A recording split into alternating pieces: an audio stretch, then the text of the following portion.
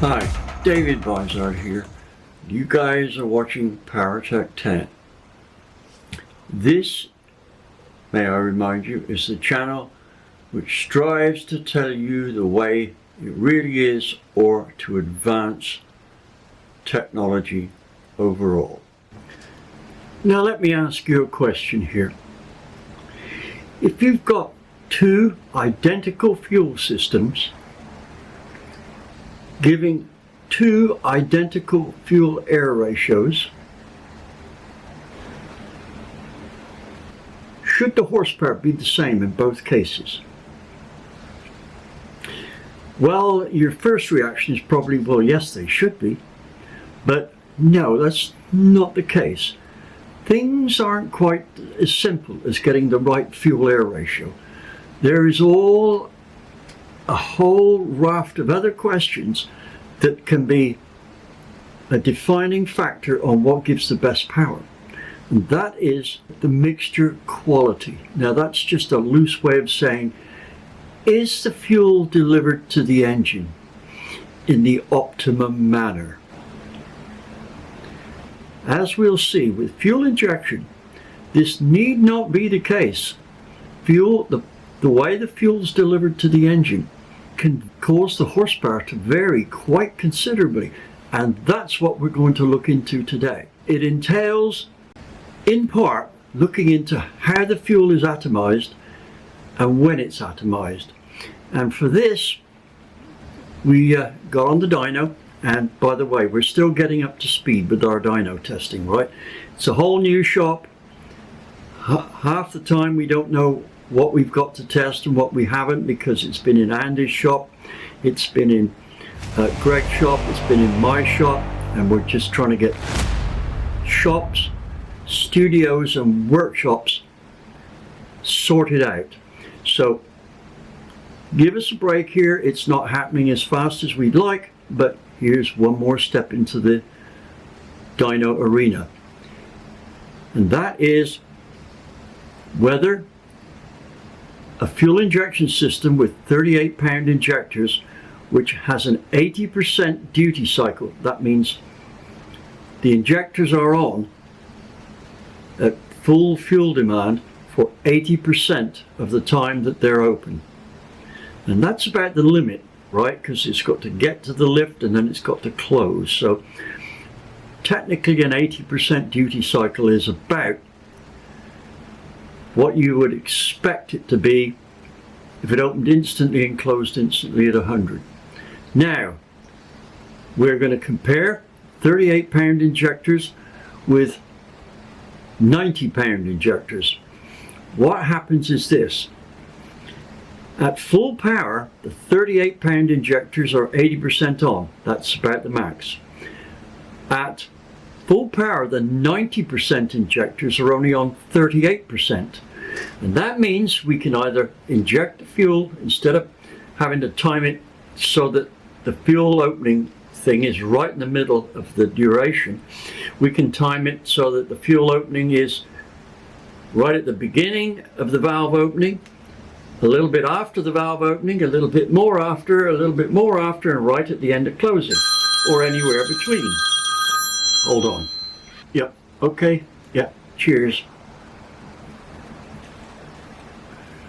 Well, that was WizKid engine tuner Ryan Martin. We're just getting him to do a few tweaks to the program on our EcoBoost Mustang. But back onto the subject. With the bigger injector, we can inject the right amount of fuel in a shorter time within the induction cycle. That represents induction cycle. Now, the question is this: what does the engine like best if you take into account pressure waves, gas velocity, mixing of the fuel in the air in the cylinder, and fuel dispersion, and any vaporization that may take place or can be made to take place more thoroughly throughout the induction cycle? How much is it worth? to try this out? Well, we can't do it with an 80% duty cycle because it takes the whole induction stroke to put in the right amount of fuel. With our 90-pound injectors and our Megasquirt programming on the dyno to take care of that, and we use a Megasquirt for that. I think a lot of people use Megasquirts because it's a very versatile program. But what it allows us to do is inject all of the fuel in just under 40% of the induction stroke. So we've got this area to move it back and forth. If we inject it too late, then it doesn't mix so well, there's not as much fuel vaporized, and you do need some vaporized, and that's often the difference between a good carbureted engine and a good fuel injected engine, is that the carburetors these days have got so good that when they're calibrated right, they vaporize or they atomize at very small particles just the right amount of fuel not to impinge on the VE, but get the ignition started. So that's what we're trying to do with our injection, is get as much vaporized or finely atomized fuel as the engine wants to maximize combustion efficiency. Now, we can't do that with a carburetor because carburetors over the years have got more and more refined, and let's face it, today's modern 4-barrel carburetor is an amazing piece of engineering. It's, compared with the fuel injection system, it is simplified beyond belief, but it also refined almost beyond belief. Trust me, I've done enough fuel injection tests versus carburetor tests to know that if I was going to pick one or the other at random to get the best results without previously extensively dyno testing both of them, I'd pick the carburetor. Fuel injection is better, but to get it as good as a carburetor, it's going to have to rely on what I would best describe as fuel injection strategy. Now, this is something I've just started working on. I've got an idea and I'm going to present it to Megasquirt in the near future, and we're going to try it out, and it might just make the difference between a fuel injection system following up the results of a carburetor or a fuel injection system beating a carburetor. Probably won't be by much because there isn't much of a margin to be had, but there's enough there to do it. Also, now here's what a lot of people don't realize. Now, I got this from a guy, I think he's retired now, but he was one of Chrysler's top combustion engineers, and he said that the fuel injection system has yet to beat a carburetor for fuel economy. Now that's something. How long have fuel injections been the mainstay of fuel management in the industry? Coming up for 30 years. And a carb, which has been around for over 130 years now, can still beat it for economy. That says something for your modern carburetor. Now let's get back to business here. We are going to see how much we can refine the function of our carburetor by changing the phasing angle, right? That's whether we phase it early in the induction stroke, in the middle, or late, or anywhere between. Before we go too far here into our dyno testing results, I'd like to expand on the matter at hand. You'll notice in the caption just gone, I've kind of struck a point here where it's more fuel strategy here than just phasing the fuel timing.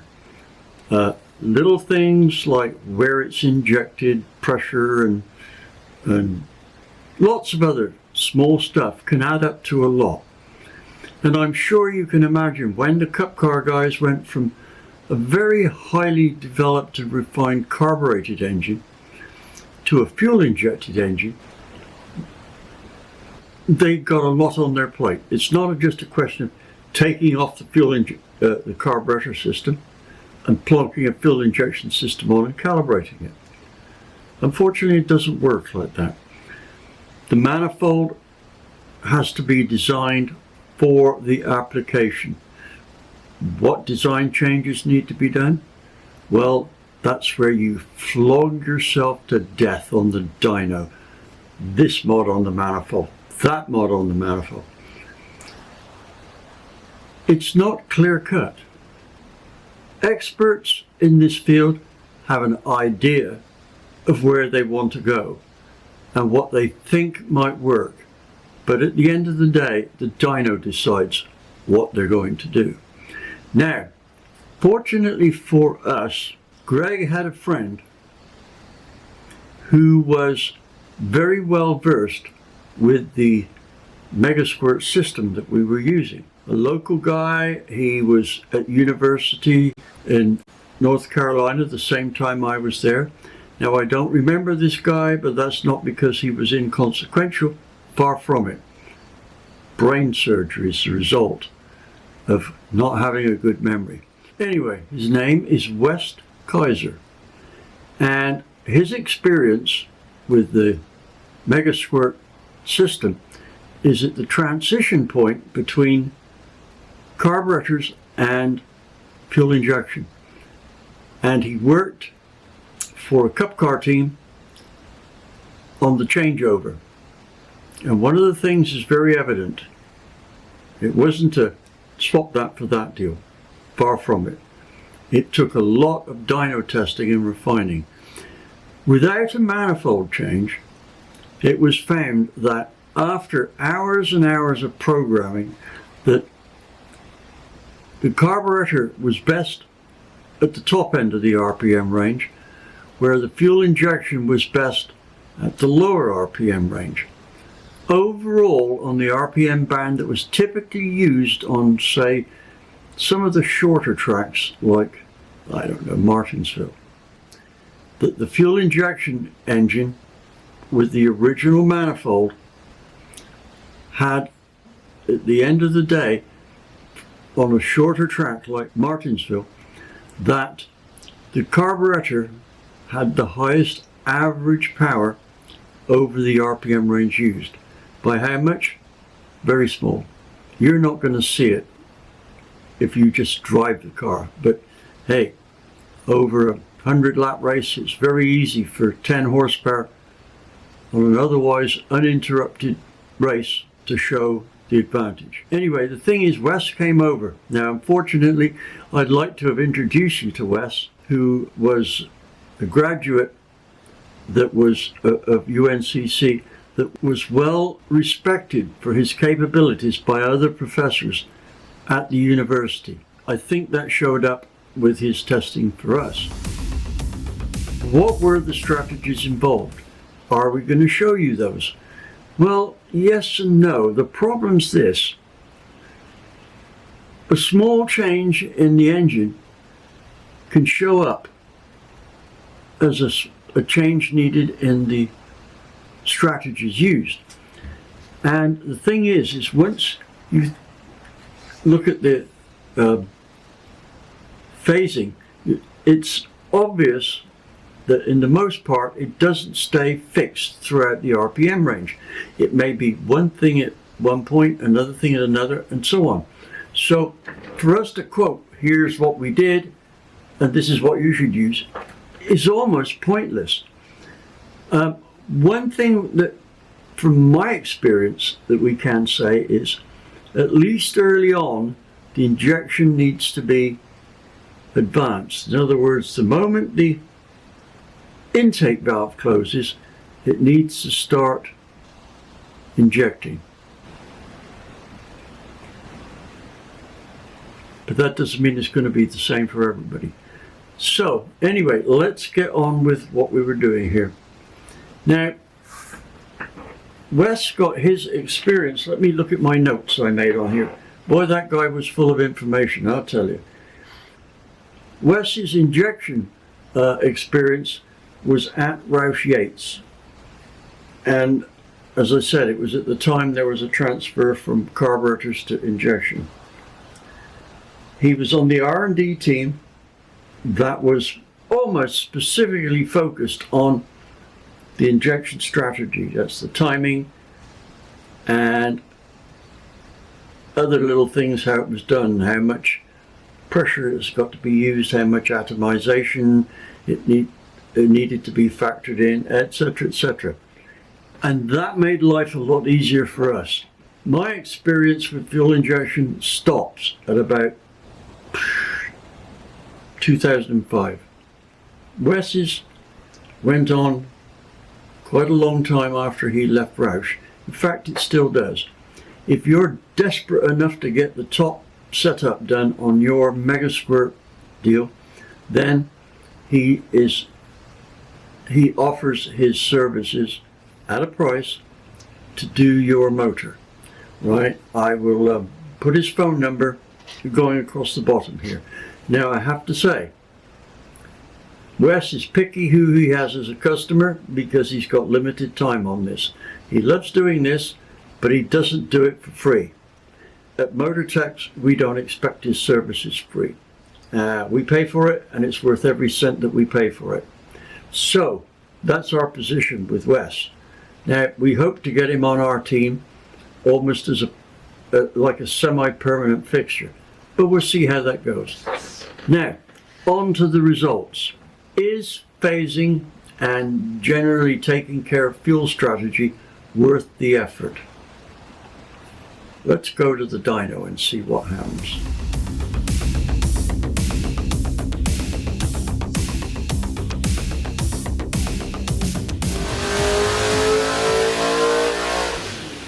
Okay, what we have here is we put 96-pound injectors in the engine. The other ones were, I think, 50-pounders. With the 50-pound injectors, it had something like an 80% duty cycle, which is starting to get close to about the maximum duty cycle that you'd want. With the smaller injectors, since they're on 80% of the time, you can't really have much room to phase them. So we put larger injectors in, 96-pound injectors. The duty cycle went down to something in the neighborhood of 38%, 40. And then we started to move when the larger injectors fired in relation to the intake valve. There's no telling what the engine's going to like. You'd move the firing of the injectors this direction, if you didn't pick up any power. You start moving the injectors in another direction in relation to where the intake valve is, you start picking up power. You just keep moving it to see what the engine likes. And as it turned out, the engine liked it. And we're going to put another graph on top of this one. This was the first pull of the day. Yeah, let me squeeze in here, Greg, because I need to address the viewers as well. Right. Okay, carry on. So when we had the larger injectors, the 96 pounds, it only had 39 duty cycle, which means we could start the fuel injection in relation to the intake valve, open, closing. We don't know what the engine's going to like, but we would move the injector in one direction. It might have been before the intake valve opened. The other direction might be after it closed or in the middle. We kept moving it. It didn't like this when we moved it in one direction. It started liking it when we moved it in the other direction. When the injector was firing in relation to where the intake valve was. We couldn't tell what the engine was going to like, but as we moved it around, we went in a direction. We would like that. It liked that, so we went a little bit more. We kept moving. Can I interrupt a moment? Yeah. When we did the initial pull on it, the curve with the big injectors on was, can't remember where we had it phased, but the curve was almost identical to the curve before. So we're not going to dig through the other curves and say this is what it was unphased on the small injectors. This is about the same, right? And what we're going to do in a moment is show you the differences between the non-optimized phasing and the phasing, right? So that's where we're going to go next. Is that right, Greg? Yes. Right. And I'll show a shot of the screen showing the difference between the two. Now, Greg's just digging up the best phased one. At the end of the day, Now, you can't see it from there, so let me bring the camera over here and show you close up. As you can see, there's a big difference between the black line and the red line. In terms of numbers, well, I'll run the averages by at the bottom of the screen, right? But you'll see significant difference. So, we are slowly moving our 408 contest engine up the scale, a bit at a time. Well, that's all we have time for at the moment. But MotorTech Features, by virtue of Unity Motorsports Garage, is going to have probably part 1 of the engine challenge that we've got going. So the video on that should be out either on the 20th or 21st. That's my best guess. Andy's usually lightning fast on his stuff. Mine won't appear till later and it'll be focused on other stuff. But meanwhile, I will have another article coming up, probably on bore finishes. So, I'll see you soon. Please don't forget to subscribe and do all that good stuff, and especially we can use super thanks at the moment to a very big degree, so how about it, please? So thank you for watching, and I'll see you soon.